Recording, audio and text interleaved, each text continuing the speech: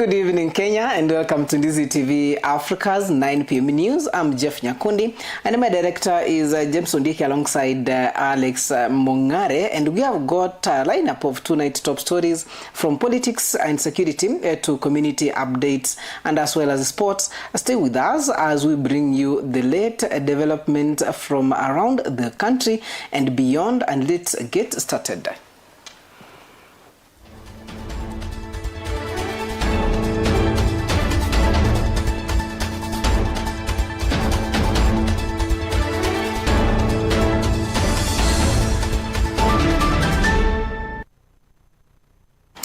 Welcome. As we start, the government has announced an increased efforts to combat new HIV infections in the country as Kenya joins other nations in commemorating World AIDS Day. The Health Ministry Secretary Mary Muthoni stated that the nation has made progress by reducing the new infections by 72% over the past 20 years. She also said that the government is strategizing to have contributed to lowering deaths regarding or caused by HIV/AIDS and also reducing mother-to-child transmission of the virus.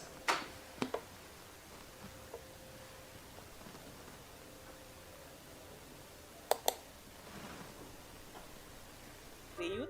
So the things that have been on board include HIV testing and counseling. We are giving information, sensitization among the youth has been increased with support from both the government and the partners, basically HF Kenya. We are giving PrEP, and I'm glad to inform the public that we have new PrEP that's going to be introduced injectable from next year. And being that we have new patients among the youth, we're really encouraging them from the sensitization to come for injectable PrEP. And of course, the number one prevention remains use of condom and correct and consistent use of condom, which are also available at our facilities. Pia mambo ya triple threat. Triple threat ni ile maneno ninaita HIV infection, teenage pregnancies na gender-based violence. Unajua gender-based violence inakuja na rape, inakuja na mambo mingi. And when the children are at home, there are risks sometimes, especially when we are not able to observe them every now and then. Aswa sisi wenye tunaenda kazi kila siku. Sasa lazima tukuja hapa kanisani tuwaombee pia kwa sababu ya the risks that are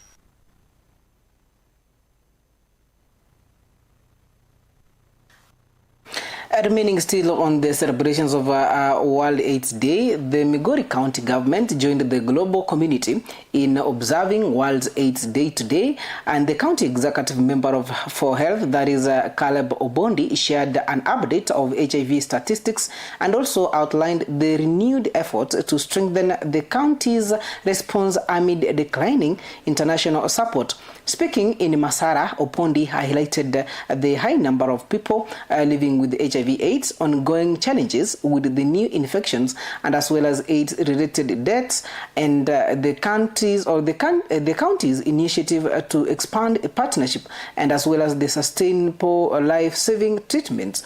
Health institutions, including Life Care Hospital, also reaffirmed their commitment to support the fight against HIV/AIDS. Migori County Executive Member for Health Caleb Obondi has led Migori residents in joining the world in commemorating World AIDS Day, marked under the theme Overcoming Disruption and Transforming the AIDS Response. Speaking in Masara, Suna West Sub-County, Obondi reported that Migori County currently has 99,510 people living with HIV. The county records about 1,572 new infections annually, while AIDS-related deaths stands at 1,041 per year. He added that 77,114 people are currently on life-saving treatment. Currently, 99,510 people are infected with HIV, and annual infection in Migori County stands at 1,572, with the annual death of AIDS-related cases being 1,041. And those ones who are on life-saving drugs and are HIV positive are 77,114. These commemorations come at a time when the United States of America has withdrawn some of the health supports previously offered to African countries. As a result, Migori County has begun integrating its services by mapping all individuals on life-saving drugs and seeking additional partners to strengthen the fight against HIV and AIDS. The people who are being given the drugs, now we have mapped them in most of our facilities, where they will continue getting the life-saving drugs free of charge without paying. And at the same time, we are still looking even for more partners to take up the dream sites, which were being supported by some of the partners from the US government, so that they are taken up and our girls who are in the dream sites may continue benefiting from the services which they were previously getting. So we have our program officers and all the programs which were taken up by the donors who have withdrawn their support. The programs have been integrated. Dr. Jakait of Life Care Hospitals in Migori assured residents of the hospital's commitment to collaborate with the county government of Migori in combating HIV and AIDS by continuing to support life-saving drugs at no cost. As a life care facility, we have set aside these for actually all chronic diseases, but for the HIV, we are receiving those drugs from headquarters through partners that are partnering with us, and we are going to give. We are already giving out, especially PEPs and PrEPs. We are giving out free of charge in life care. Caleb Opondi further assured Migori County residents that the county government has put in place several strategies, including ongoing sensitization efforts aimed at ending HIV and AIDS. We have put so many strategies so that these new infections, together with the teenage pregnancies and SGBV, can be reduced in Migori County. We are working with partners. We are working with the national government agencies. We are also working with the other stakeholders in the education sector, so that we do advocacy. We do a lot of advocacy. We do a lot of sensitization. We do even civic education, informing people about the dangers of HIV infections. Lennox Odede reporting for Ndizi TV Africa from Migori County. Elsewhere in Kisii County, the Kisii County government, in conjunction with the Jiagang University in China, has come to an agreement to offer higher education opportunities to top performing students from the county. The deal was signed by Kisii County education officials, and as well as the delegation from Jiagang University, witnessed by China's ambassador to Kenya, Guo Haiyan, and also the Kisii County Governor, Paul Simbarati. And this agreement follows the success of the 10 students from Kisii County who previously secured scholarships to study at Guhan Technical College in China, with the aim of recognizing and also supporting the academic excellence among the Kisii students, and also enable them to pursue further studies at the university.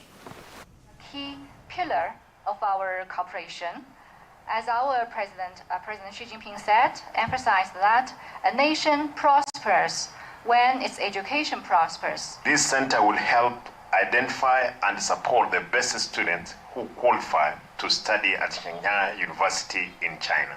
This opportunity will open doors to world-class education and help raise the standard of learning in Kisii County. Together, we will promote cultural exchange and academic support to broaden students' knowledge and experiences. Elsewhere, the head of the civil service, that is Felix Kosigei, has called on government officials and employees to uphold ethical standards at all times in order to close gaps that enable corruption in the public offices. He added further that the government will keep offering training to enhance service delivery across all departments of the government. This academy marks a new chapter in strengthening our national integrity systems. As we launch it today, I challenge the leadership and the trainers to ensure that every officer who passes through these gates lives better, more disciplined, more ethical, and more committed to protecting public resources. That is how we honor the trusted place in us, the trust placed in us by His Excellency the President and by the public. Now, matters related to road safety, and you need to hear this well. And if you are planning to travel up country this festive season, expect stricter enforcement by the traffic regulations as the government steps up to efforts to reduce road accidents during this Christmas and also the New Year. The new measures include a toll-free number to the public to report corruption traffic officers, and also by submitting videos and also location details, and as well as Kenyans should also anticipate alcohol checks along major highways, including the Nairobi-Mombasa and as well as Nairobi-Malaba routes, as well as the return of the mobile courts. And these measures were agreed upon after NTSA, the police, and also transport stakeholders met in Nairobi to strengthen the road safety in the country. And any member of the public who happen to see an officer engaging himself in a corrupt practice, even if he's a passenger seated and the vehicle is stopped, then he can peep in and see that road sign. And then he do what? Then he call the relevant number, toll-free numbers. And even now I've been receiving videos of officers receiving bribes along the public roads. I can even show you one here if you want. Honest members of the public have been sending me those videos, and we normally take what? We normally take action, and I would like members of the public to complain where they have reported and action has not been taken. I welcome that. This was therefore to agree together that we do not want any Kenyan to lose their lives during this festive season, and therefore we recommit to do,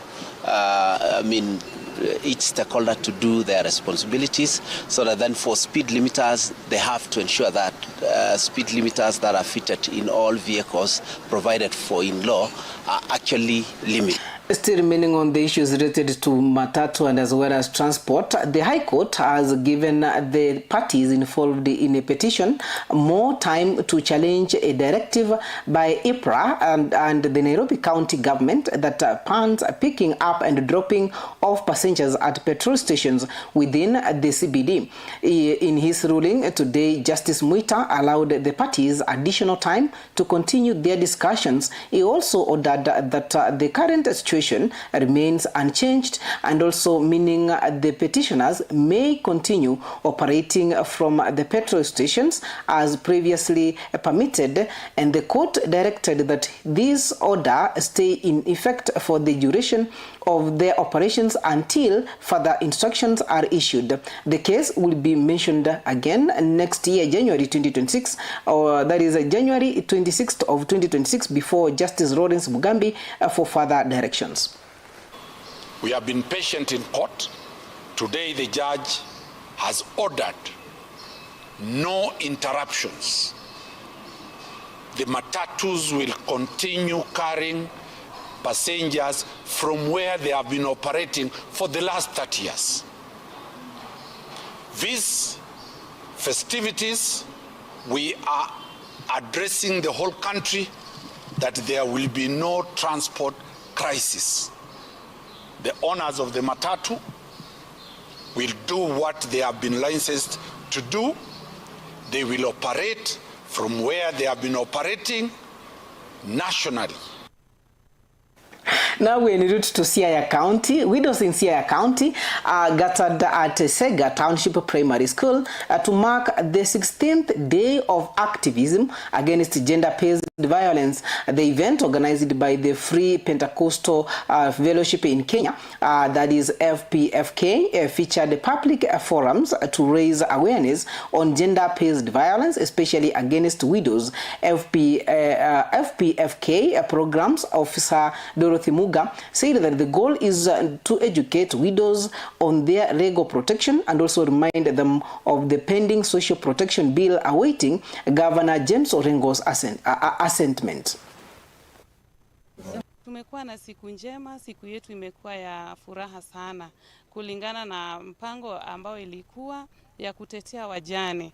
Wajane wanapitia mambo mengi, tena saa zingine wanafukuzwa, wanapigwa.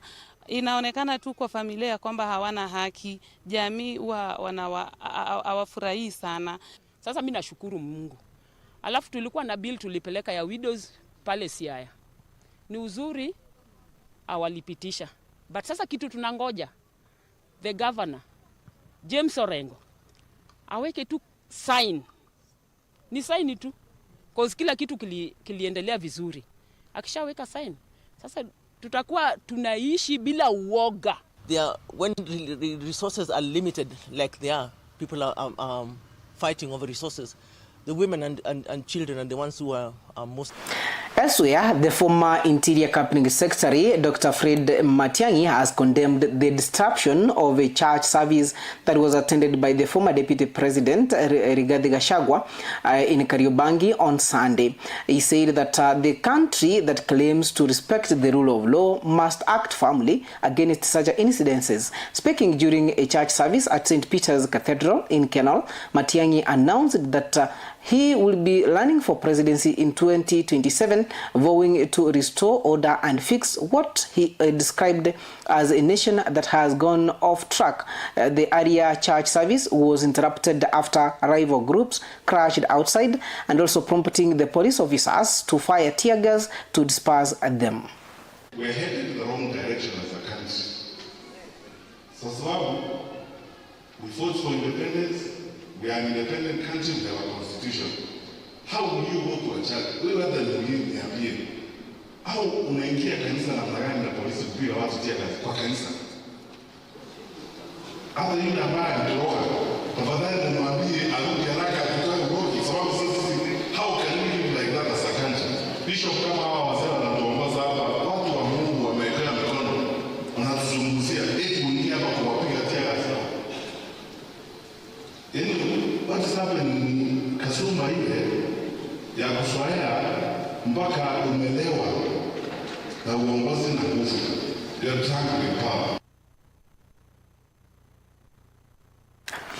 Now, 16 minutes past 9 p.m. here at Ndizi TV Africa. Ndizi at 9 is taking a short break. Thereafter, we'll be informing you more on what the private real estate developers have said on regards of affordable housing. And of course, remember that you can be able to engage with us on our social media platforms on Facebook, Instagram, TikTok, YouTube as Ndizi TV Africa.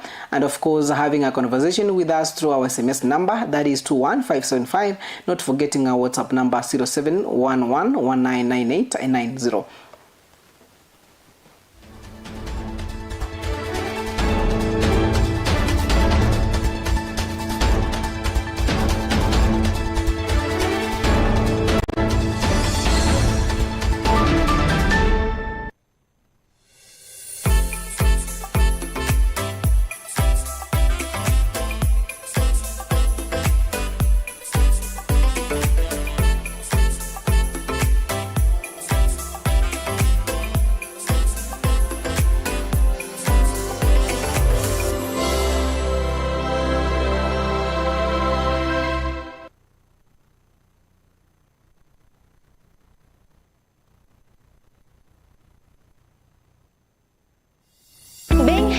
A strive everybody longs for. Human beings will spend their time online searching remedies for conditions challenging them. Some will go to medical facilities seeking medical help, while others will use herbal means to keep their health hazards. I am Chemutai Kirui, and every week on Afya Yetu, we open the doors for life-changing conversations from wellness and nutrition, preventing diseases, managing chronic illnesses, and even mental health. We bring expert advice, real-life stories, and practical solutions that touch every part of your life. Join me, Chemutai Kirui, on Ndizi TV Africa Afya Yetu Health Show every Friday from 7:30 to 8:30 p.m. and be part of the change.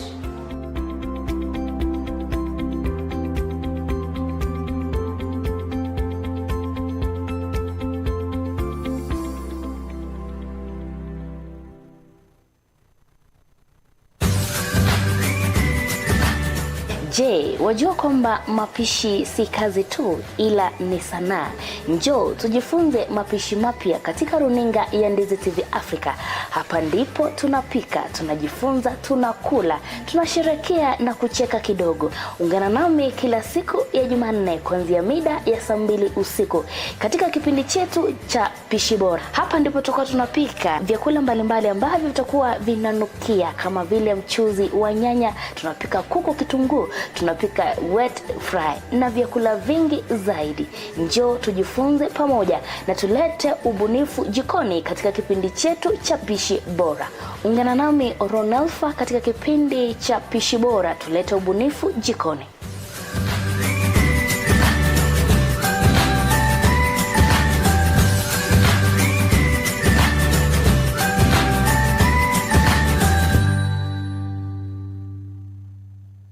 Mteja mpendwa, ni wakati sasa wa kujinya.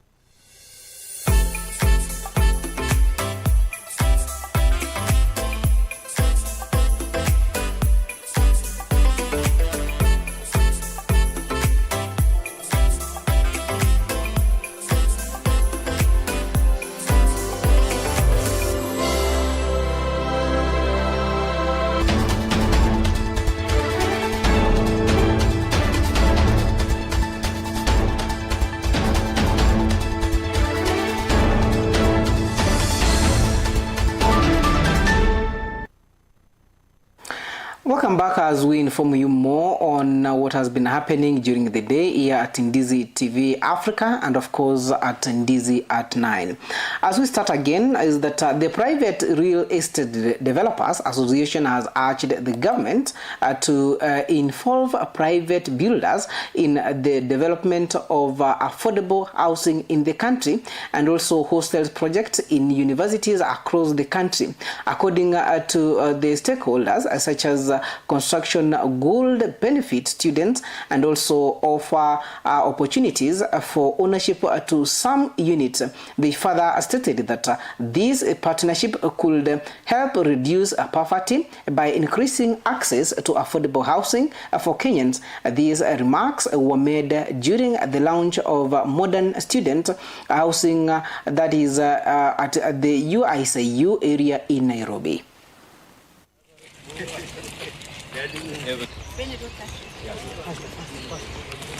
Serikali yenyewe haiwezi jengea kila mtu. Hiyo ni kitu haiwezekani. Sababu ukiangalia kama in the next by 2050, 50% ya Wakenya watakuwa wanaishi hapa jijini na kwa jiji zingine kama Mombasa, Kisumu. So as it happens, mpaka tuwe tayari kuweza kupatia watu manyumba. Sababu ukiangalia population ya Nairobi ya 5 million, that means in short you need at least 2 million houses. So by the end of the day, we have to support the government and we have to work together to make sure it happens. Now, as we wrap it up, is that Uriri constituency parliamentary hopeful and also Migori businessman, CPA Evans Ogutu, has vowed to revitalize the sport sector in the area by expanding opportunities for young people and also addressing the growing challenges of drug abuse and crime in the area. Speaking during the final of the CPA Evans Ogutu mega tournament in Subuoche, he reiterated that his commitment to working with both the national and the county government to improve sports facilities and also to nurture emerging talent within the area. Uriri constituency aspirant in the next general election, CPA Evans Ogutu, who is also a businessman from Migori, has vowed to improve sporting activities in the constituency and ensure that young people do not engage in drug abuse and crime. Speaking in Sibuoche during the finals of the CPA Evans Ogutu mega tournament organized by his office, Evans Ogutu said that his office will work closely with both the national and county governments to improve sporting infrastructure in the constituency. We are focusing on 3 major issues. Number 1, we want to nurture talent and ensure our young people don't get into drug addiction or any other criminal activity. Number 2, we want to improve the infrastructure of this region so that we can have opportunity where we can have benefit to play football. We don't just want to play and injure ourselves, and there is no source of income for it. Also in attendance was the Principal Secretary for Youth Affairs and the Creative Economy, Fikirini Jacobs, who reaffirmed the government's commitment to strengthening Kenya's sporting landscape, noting that the government is constructing more stadiums at both national and county levels. For far too long, it has just been an issue of athletes. But right now, I think with the conclusion of CHAN and with the heavy preparations of AFCON, remember we have the Talanta, stadium, which is above 90% complete, and we expect to be handed over to the government very soon, and a lot more construction happening. We have the sports academies across many, many constituencies. At a county level here, we have a stadium which is under construction. We hope and pray that the construction of this stadium here in Migori will go a long way into enhancing the talent and creativity of these young people. He also pointed out that the government is identifying and nurturing talents even at the grassroots to ensure the county develops the best athletes. There has been this challenge where our national teams, to begin with, have been accused of a lot of nepotism and stuff. I think a lot of conversations between the ministry and the FKF have been to the extent that we get an opportunity to canvass, the entire country, so that we pick the best talents of that, out of that. And I think our national coach has pronounced himself many times on this, that he has tried to go at least to these local leagues to ensure that we pick some of the best talents. He encouraged young people to continue strengthening their talents, emphasizing that the government is creating a conducive environment that will ensure sportsmen and women earn a decent living from their skills. The young people of Migori must also be able to join the rest of the country to cut a niche for themselves as sporting young men. I have seen a lot of talent, dedication, discipline and creativity here. The long run, I think with the kind of trajectory that we are following as a ministry and as a government, you can clearly see that talent exemplary pays nowadays, and we hope these young guys will join the long list of the future beneficiaries of talent in sports. Lennox Odede reporting for Ndizi TV Africa from Migori County.